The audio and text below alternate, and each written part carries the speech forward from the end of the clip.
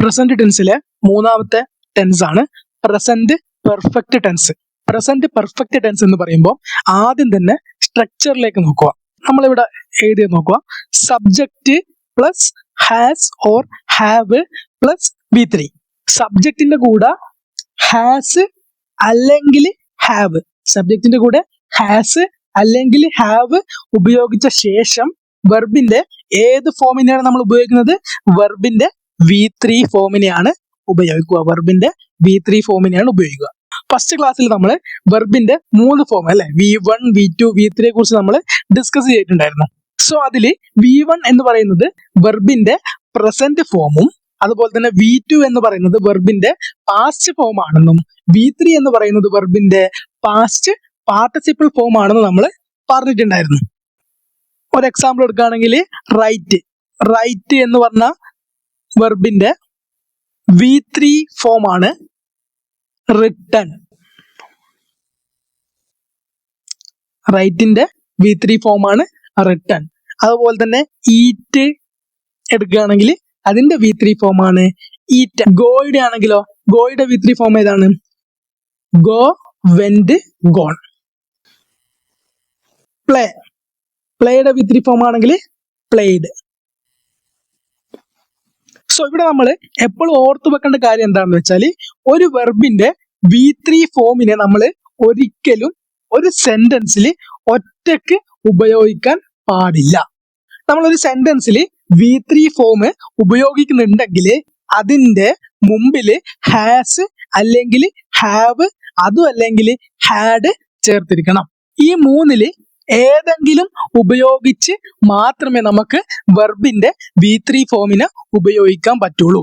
ഇനി ഈ ഒരു കേസിൽ പ്രസന്റ് പെർഫെക്റ്റ് ടെൻസ് പറയുന്ന കേസിൽ നമുക്ക് ഹാഡിന് ആവശ്യമില്ല. കാരണം നമ്മൾ ഹാഡ് ഉപയോഗിക്കുന്നത് പാസ്റ്റ് ടെൻസിൽ മാത്രമാണ്. പ്രസന്റ് പെർഫെക്റ്റ് ടെൻസിൽ സബ്ജക്റ്റ് സിംഗുലർ ആണെങ്കിൽ സബ്ജക്റ്റ്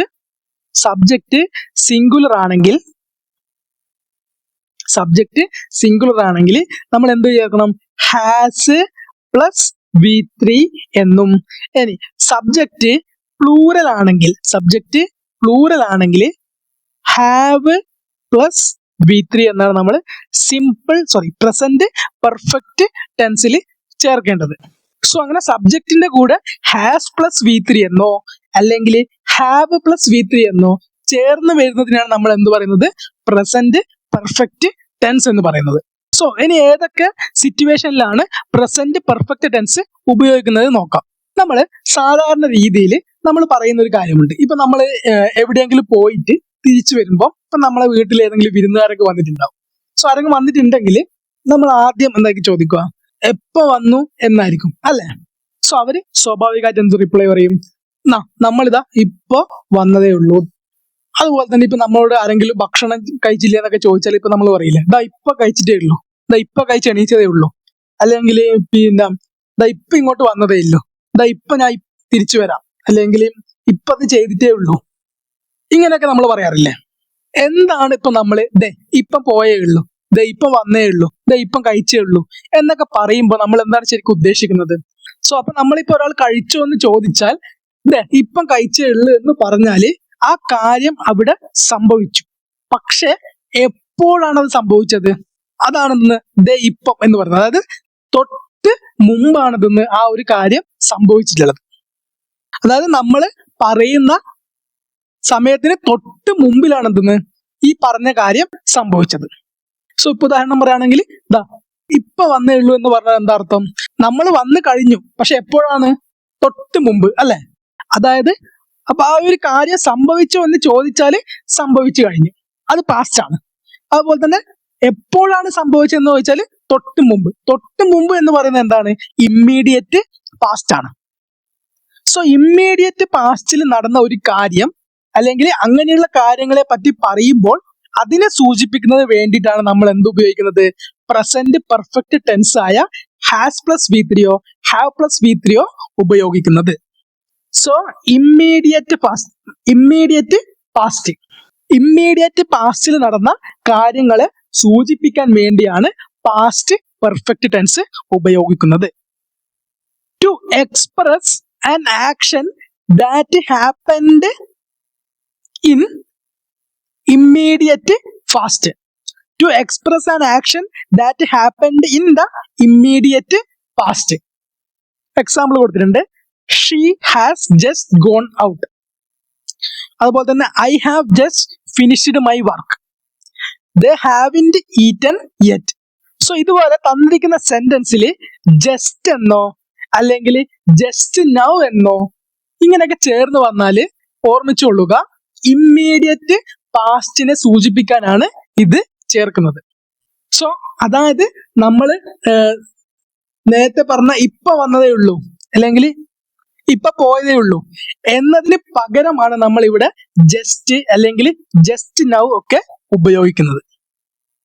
സോ ഇത്തരം വേർഡുകൾ കാണുമ്പോൾ തന്നെ നമുക്ക് എന്ത് മനസ്സിലാക്കാൻ സാധിക്കും? ഇത് ഇമ്മീഡിയറ്റ് പാസ്റ്റിൽ നടന്ന കാര്യമാണ്. സോ അപ്പോൾ ഹാസ് പ്ലസ് V3 അല്ലെങ്കിൽ ഹാവ് പ്ലസ് V3 കൊടുക്കണം. ഇതാ ഇവിടെ നോക്കും. ഇപ്പം ദേ ഹാവിന്റ് ഈറ്റൻ യെറ്റ് എന്ന് പറഞ്ഞാൽ എന്താണ്? അവർ ഇതുവരെയും കഴിച്ചിട്ടില്ല. അതായത് നമ്മൾ പറയുന്നതിന് തൊട്ട് മുമ്പ് വരെ എന്ത് ചെയ്തിട്ടില്ല, അവര് കഴിച്ചിട്ടില്ല. സോ ഇവിടെ നമുക്ക് എന്ത് മീനിങ് തന്നെ കിട്ടുന്നുണ്ട്? അതായത് ഇമ്മീഡിയറ്റ് പാസ്റ്റ് എന്നൊരു മീനിങ് തന്നെ കിട്ടുന്നുണ്ട്. പക്ഷെ ഇവിടെ ഇമ്മീഡിയറ്റ് പാസ്റ്റിനെ കാണിക്കാൻ നമ്മൾ യെറ്റ് എന്ന വേർഡാണ് നമ്മൾ ഇവിടെ കൊടുത്തിട്ടുള്ളത്. അതായത് ജസ്റ്റ് നൗ ആ ഒരു വേർഡിന് പകരം നമ്മൾ യെറ്റ് ആണ് ഇവിടെ കൊടുത്തിട്ടുള്ളത്. സോ യെറ്റ് ഉപയോഗിക്കാൻ കാരണം ഇതെന്താണ്? ഇതിന്റെ ടോട്ടൽ മീനിങ് എന്താണ്? ഒരു നെഗറ്റീവ് മീനിങ് ആണ്. അതായത് ഭക്ഷണം കഴിച്ചിട്ടില്ല എന്ന് പറഞ്ഞില്ല. സോ യെറ്റ് ഉപയോഗിക്കാൻ കാരണം ഇതെന്താണ്? ഇതൊരു നെഗറ്റീവ് സെന്റൻസ് ആണ്. സോ ഒരു നെഗറ്റീവ് സെന്റൻസ് ആണ് പറയുന്നതെങ്കിൽ അതിൽ നമ്മൾ ഇമ്മീഡിയറ്റ് പാസ്റ്റിനെ സൂചിപ്പിക്കാൻ ഒരിക്കലും നമ്മൾ ആരെ കൊടുക്കാൻ പാടില്ല? ജസ്റ്റ് എന്നോ അല്ലെങ്കിൽ ജസ്റ്റ് നൗ എന്നൊന്നും കൊടുക്കാൻ പാടില്ല. പകരം നമ്മൾ ആരെ കൊടുക്കണം? യെറ്റ് എന്ന് കൊടുത്താൽ മതി. ഇനി ഈ പറഞ്ഞ ജസ്റ്റ് ആയാലും അല്ലെങ്കിൽ ജസ്റ്റ് നൗ ആയാലും യെറ്റ് ആയാലും ഇതിൽ ഏത് വന്നാലും എന്താണ് ഇത് സൂചിപ്പിക്കുന്നത്? എന്താണ്? നെഗറ്റീവ് ആയിക്കോട്ടെ പോസിറ്റീവ് ആയിക്കോട്ടെ, ഇത് സൂചിപ്പിക്കുന്നത് ഇമ്മീഡിയറ്റ് പാസ്റ്റിനെയാണ്. അതുകൊണ്ട് ഹാസ് പ്ലസ് V3 എന്നോ ഹാവ് പ്ലസ് V3 എന്നോ ഉള്ള പ്രസന്റ് പെർഫെക്റ്റ് ടെൻസ് നമ്മൾ കൊടുക്കണം. ഇനി ഒരു പോസിറ്റീവ് സെന്റൻസിലാണ് യെറ്റ് വരുന്നതെന്നുണ്ടെങ്കിൽ അത് പിന്നെ പ്രസന്റ് പെർഫെക്റ്റ് ടെൻസ് ആവില്ല കേട്ടോ. പോസിറ്റീവിലാണ് യെറ്റ് വന്നിട്ടുള്ളതെങ്കിൽ അത് പ്രസന്റ് പെർഫെക്റ്റ് ടെൻസിന്റെ സൂചനയല്ല. ഓക്കെ, നെഗറ്റീവ് സെന്റൻസിൽ യെറ്റ് വരുമ്പോഴാണ് അത് പ്രസന്റ് പെർഫെക്റ്റ് ടെൻസ് ആവുന്നത്. സോ ഇവിടുത്തെ ടൈം വേർഡ് ഏതൊക്കെയാണ്? ജസ്റ്റ് എന്ന് കണ്ടാൽ നമുക്ക് പറയാം അതൊരു പ്രസന്റ് പെർഫെക്റ്റ് ആണ്.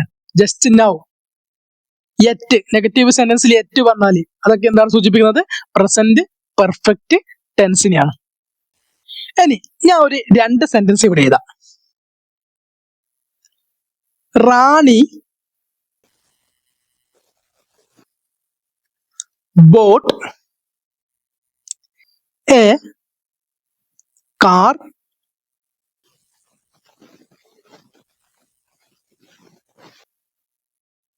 yesterday. Rani has bought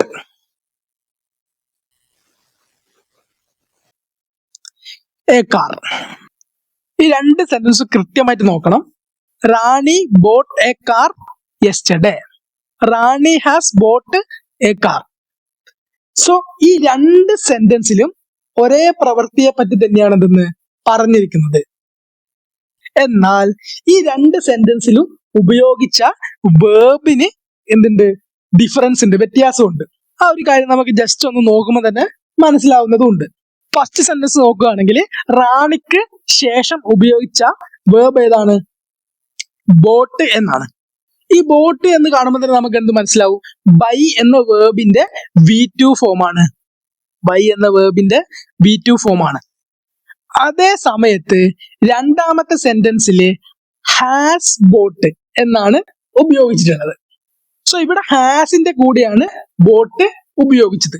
അതുകൊണ്ട് ഇവിടെ കിടക്കുന്ന ബോട്ട് എന്ന് പറയുന്നത് ശരിക്കും എന്താണ്? V3 ഫോമാണ്. സോ നമ്മൾ ആദ്യമേ പറഞ്ഞു V3 ഉപയോഗിക്കുന്നുണ്ടെങ്കിൽ എന്ത് വേണം? അതിന്റെ കൂടെ ഹാസ് എന്നോ ഹാവ് എന്നോ ഹാഡ് എന്നോ വേണമെന്ന് ഓൾറെഡി നമ്മൾ പറഞ്ഞായിരുന്നു. അപ്പൊ ഫസ്റ്റ് കേസിൽ ഇപ്പം രണ്ടും ബോട്ട് V2ഉം V3യും ബോട്ട് തന്നെയാണെങ്കിൽ പോലും ഇവിടെ V3ക്ക് നിലനിൽക്കണമെങ്കിൽ എന്ത് വേണം? അതിന്റെ കൂടെ ഹാസ് എന്നോ ഹാവ് എന്നോ ഹാഡ് എന്നോ വേണം. സോ അതുകൊണ്ട് ഇവിടെയുള്ളത് V3യും ഇവിടെയുള്ളത് V2 ആണ്. സോ അപ്പോൾ ഫസ്റ്റ് സെന്റൻസിൽ V2 ഫോമും വെർബിന്റെ V2 ഫോമും രണ്ടാമത്തെ സെന്റൻസിൽ ഹാസ് V3 എന്ന് ഉപയോഗിച്ചു. ഇനി അങ്ങനെ ആയാലും രണ്ടിലും പറഞ്ഞിരിക്കുന്ന മീനിങ് എന്താണ്? സെയിം തന്നെയാണ്. ഇനി നമുക്കറിയാം, നമ്മൾ ഹാസ് V3 അല്ലെങ്കിൽ ഹാവ് V3 എന്ന വെർബിന്റെ ഫോം ഉപയോഗിക്കണമെങ്കിൽ എന്ത് വേണം? നമ്മൾ ഓൾറെഡി പറഞ്ഞു അല്ലെ, ഇമ്മീഡിയറ്റ് പാസ്റ്റിൽ നടന്ന ഒരു സംഭവം ആകണമെന്ന് പറഞ്ഞിട്ടുണ്ട്. ഇനി ഇമ്മീഡിയറ്റ് പാസ്റ്റിലാണ് സംഭവം നടന്നതെന്ന് മനസ്സിലാക്കാൻ വേണ്ടി നമ്മൾ പറഞ്ഞു നമുക്ക് കുറച്ച് കീവേഡ്സ് ഉണ്ട്. ഒന്നെങ്കിൽ ആ സെന്റൻസിൽ ജസ്റ്റ് എന്നോ അല്ലെങ്കിൽ ജസ്റ്റ് നൗ എന്നോ അല്ലെങ്കിൽ യെറ്റ് എന്നോ ഒക്കെ ഉണ്ടായിരിക്കണം എന്ന് പറഞ്ഞു. എങ്കിലും നമുക്ക് എന്ത് മനസ്സിലാവും? അത് ഇമ്മീഡിയറ്റ് പാസ്റ്റ് ആണെന്ന്. എന്നാൽ ഈ രണ്ടാമത്തെ സെന്റൻസ് കൊടുത്ത് റാണി ഹാസ് ബോട്ട് എ കാർ, ഇവിടെ ജസ്റ്റ് അല്ലെങ്കിൽ ജസ്റ്റ് നൗ ഒന്നുമില്ല. എന്നിട്ട് നമ്മൾ എന്താ ഉപയോഗിച്ചത്?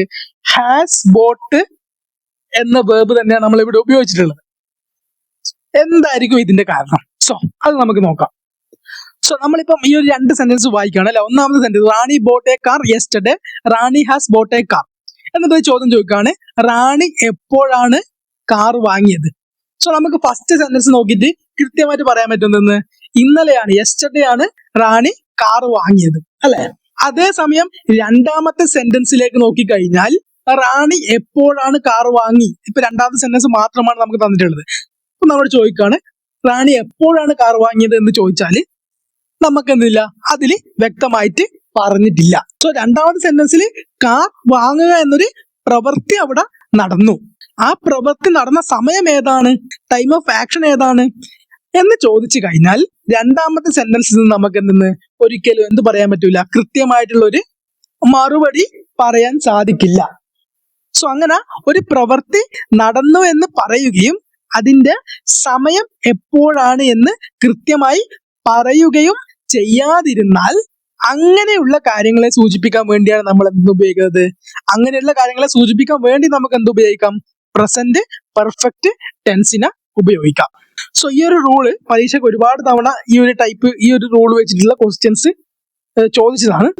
ഒരു പ്രവൃത്തി നടന്നു എന്ന് മാത്രമേ പറയുള്ളൂ, എന്ത് പറയില്ല, ആ പ്രവൃത്തി എപ്പോഴാണ് നടന്നത് എന്ന് വ്യക്തമായിട്ട് പറയില്ല. ഇപ്പൊ ടൈം ഓഫ് ആക്ഷൻ സ്പെസിഫൈ ചെയ്യില്ല. ഇങ്ങനെയുള്ള സെന്റൻസിന് നമ്മൾ ഹാസ് V3 അല്ലെങ്കിൽ ഹാവ് V3 എന്നുള്ള പ്രസന്റ് പെർഫെക്റ്റ് ടെൻസിനെയാണ് ഉപയോഗിക്കേണ്ടത്. To express a past action of which the time of action is not definite. I have seen her once before. I have passed the examination. Someone has eaten my soup. So I have seen her once before. ഞാൻ അവളെ കണ്ടിട്ടുണ്ട്. എപ്പോഴാണെന്ന് എന്ന് ചോദിച്ചാൽ മുമ്പ് എപ്പോഴും ഒരിക്കൽ കണ്ടിട്ടുണ്ട് എന്ന് മാത്രമേ പറയാൻ പറ്റൂ. കാരണം ടൈം ഓഫ് ആക്ഷൻ കൃത്യമായിട്ട് പറഞ്ഞിട്ടില്ല. സോ അതുകൊണ്ട് നമ്മൾ എന്ത് ഉപയോഗിച്ചു? അവിടെ ഹാവ് സീൻ എന്ന് ഉപയോഗിച്ചു. സോ ശ്രദ്ധിക്കണം, നമ്മൾ സബ്ജക്റ്റ് നമ്മളോട് പറഞ്ഞല്ലേ, ഐ എന്ന ഐനെ നമ്മൾ എപ്പോഴും എന്തായിട്ട് കണക്കാക്കുന്നത്? പ്രസന്റ് ടെൻസിൽ ഐനെ ഒരു പ്ലൂറൽ ആയിട്ടാണ് കണക്കാക്കുന്നത്. സോ അതിന്റെ കൂടെ നമ്മൾ ഹാവ് ആണ് ഉപയോഗിക്കുന്നത്. ഐന്റെ കൂടെ ഹാവ് ഉപയോഗിക്കണം. ഐന്റെ കൂടെ മാത്രമല്ല പ്ലൂറൽ സബ്ജക്റ്റ് ഉള്ള ഇപ്പം വി, യു, ദേ ഇതൊക്കെ വരുമ്പോൾ നമ്മൾ എന്ത് ഉപയോഗിക്കണം? ഹാവ് ആണ് ഉപയോഗിക്കേണ്ടത്. അതുപോലെ തന്നെ ഹി, ഷീ, ഇറ്റ് ഇതൊക്കെയാണ് സബ്ജക്റ്റ് വരുന്നെങ്കിൽ നമ്മൾ എന്ത് ഉപയോഗിക്കണം? ഹാസ് ഉപയോഗിക്കണം. സോ അപ്പൊ ഫസ്റ്റ് സെന്റൻസിൽ എന്താണ്? ഞാൻ അവളെ കണ്ടിട്ടുണ്ട് അല്ലെ. ടൈം ഓഫ് ആക്ഷൻ എന്തില്ല, കൃത്യമായിട്ട് പറഞ്ഞിട്ടില്ല, പക്ഷെ എങ്കിൽ അവിടെ ഒരു ആക്ഷൻ നടന്നിട്ടുണ്ട്. ഇനി രണ്ടാമത്തെ നോക്കിയാൽ എന്തിനാണ്? I have passed the examination. Exam പാസ്സായി എന്ന് പറയുന്നുണ്ട്, പക്ഷെ എപ്പോഴാണ് പാസ്സായതെന്ന് പറഞ്ഞിട്ടുണ്ടോ? ഇല്ല. someone has eaten my soup അല്ലെ. എന്റെ സൂപ്പ് ആരും എടുത്ത് കഴിച്ചു എന്ന് പറയുന്നുണ്ട്, എന്നാൽ എപ്പോഴാണ് എന്നുള്ള കാര്യം പറഞ്ഞിട്ടില്ല. സോ പ്രസന്റ് പെർഫെക്റ്റ് ടെൻസ് ആണ് ഈ ഒരു 3 സെന്റൻസിലും യൂസ് ചെയ്തിട്ടുള്ളത്. സോ ഇത്രയും കാര്യങ്ങളാണ് പ്രസന്റ് പെർഫെക്റ്റ് ടെൻസിൽ നമുക്ക് നോക്കാനുള്ളത്. ഇതിന്റെ next present perfect continuous tense ആയിരിക്കും നമ്മൾ നെക്സ്റ്റ് ഡിസ്കസ് ചെയ്യുന്നത്.